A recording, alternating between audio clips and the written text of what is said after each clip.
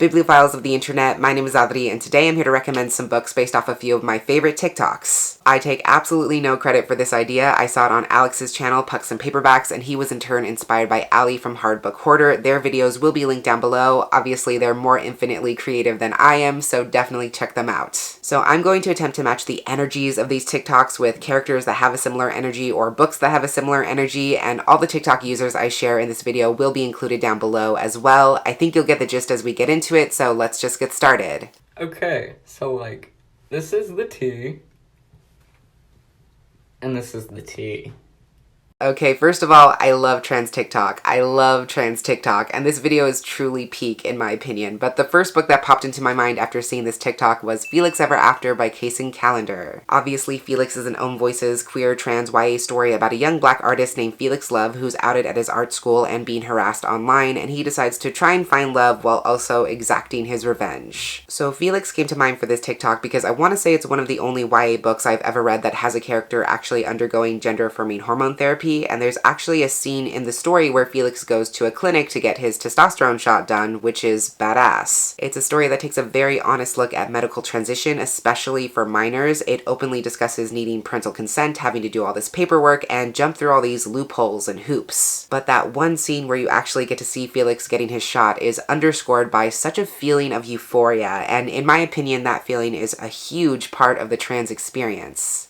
If I went missing for like a week, do you think you'd be alarmed? Or would you I think so. That's nice. I didn't think you'd be alarmed. I think you would. You're my friend. I don't like how you said that. You said it with like, You're my friend! Why are you yelling at me? You're my friend. You're my friend! Oh, God!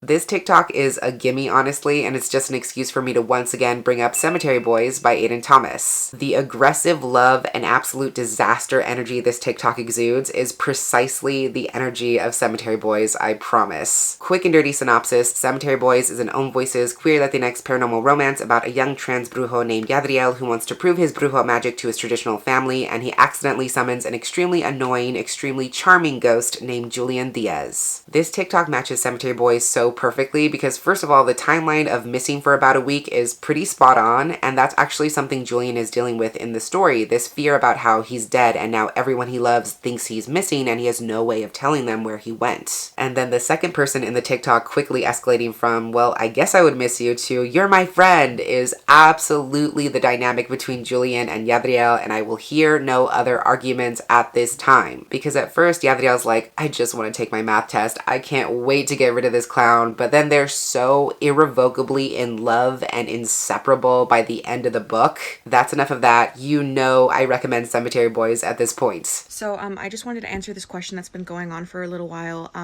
Yes, I do have the power to fight God, and that power stems from the fact that I am very sexy. The energy of this TikTok is sublime, and my first thought was to match it with the Inheritance trilogy, which begins with The 100,000 Kingdoms by N.K. Jemisin. It's a trilogy of companion fantasy novels that build on each other, and the first book is about Yein Dar, whose clan is basically outcast, and when her mother dies under mysterious circumstances, she is summoned to the city of Sky, where she is named as the one true heiress. And there she is thrown into the midst of a huge power struggle and has to contend with the gods themselves. N.K. Jemisin, as you know, is #1, top tier, best of the best. All of her books are worth reading, but this first trilogy is criminally underrated and underhyped and also absolutely fantastic. Yein especially is such a powerful character. She's fighting the gods, she's romancing the gods, she's doing absolutely everything, and she will not let her mere mortal form hold her back. The person in this TikTok is also disabled, and that also reminds me of the Inheritance trilogy because the second book is told from the perspective of an artist who is blind, so I wanted to try and capture that as well. I'm also going to give you some free bonus recommendations for sexy people fighting the gods. I could have also easily gone with The Song of Achilles, Gods of Jade and Shadow, the Daevabad trilogy, Black Sun by Rebecca Roanhorse. All of those could have worked for this. Do you like playing with my feelings?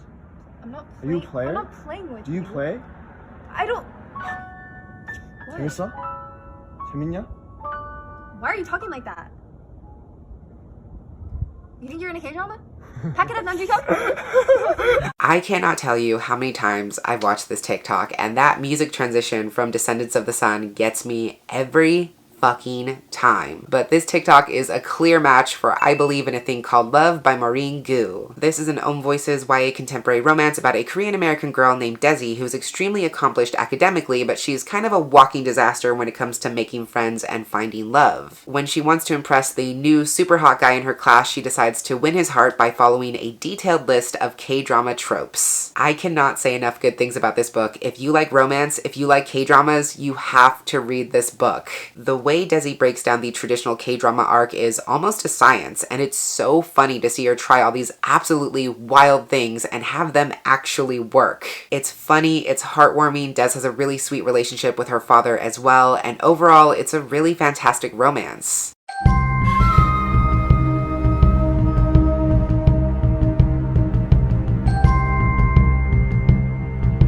When I see this TikTok, first of all, I applaud the creativity, and second of all, it makes me think space adventure but disastrous. And there are a few authors who do disasters in space as well as MK England, so I'm gonna go with Spell Hacker by MK England. Another underrated queer sci-fi adventure. It's about a world where magic is a tangible resource known as Maz, and the main character Diz runs an illegal Maz siphoning business. When she and her crew accidentally discover a new and highly dangerous form of Maz, they find themselves on the run from people trying to monopolize and control it. Again, I can't recommend this book enough. It has queer and non-binary characters. It's about governmental corruption and a heist gone horribly wrong. It's about found family trying to make their way back to each other, and an absolute disaster gay heroine who makes bad choices and would rather push her loved ones away than actually face her emotions. There's so much cool magic and technology in this story as well. It's a really unique blend of fantasy and sci-fi. It is definitely worth the read if you haven't picked it up yet.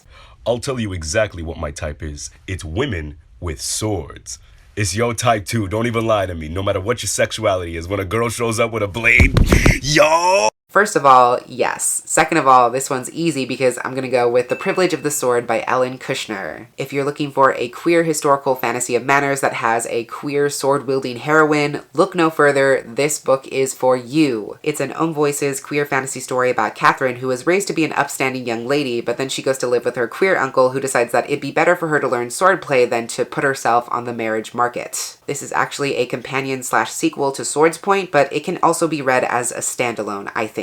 It is funny and adventurous. It features all the trappings of a quote-unquote proper society, but it also really leans into that element of self-discovery and figuring out your queerness, which I really appreciate. Swords Point is one of my favorite classic queer fantasy series, and I definitely recommend it. I just dropped my baby sister off for a date with a girl.